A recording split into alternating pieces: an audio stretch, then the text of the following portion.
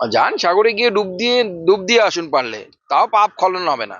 যতই এই দুর্গা মণ্ডপ আপনি দুর্গা অঙ্গন অমুক বানান, জগন্নাথ মন্দির বানান, জগন্নাথ মন্দিরের রথও এগোয়নি, আপনারও আর এগোচ্ছে না, দুর্গা অঙ্গনও আপনার আর উদ্বোধন করা হবে না।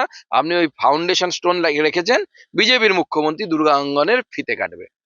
সবাই কি ঘাসে মুখ দিয়ে চলে নাকি? আপনি চালাকি করবেন, আপনি মঞ্চ থেকে বলেন বুদ্ধি লাগান, আর আপনার চেলারা চামুন্ডারা বুদ্ধি লাগাবে, পশ্চিমবঙ্গকে বাংলাদেশ বানানোর চেষ্টা করবেন, আর মেনে নেবে ভারত সরকার বা নির্বাচন কমিশন যেই হোক। কেউ মানবে না, বাংলার জনতা মানবে না।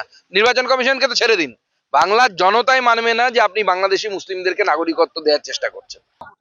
যে এসআইআর প্রক্রিয়া চালাচ্ছে সেই এসআইআর প্রক্রিয়াকে বন্ধ করতে হবে যেন তেন প্রকারে। এই উদ্দেশ্য নিয়ে উনি চিঠি লিখছেন, কিন্তু কোনো তথ্য প্রমাণ দিতে পারেননি।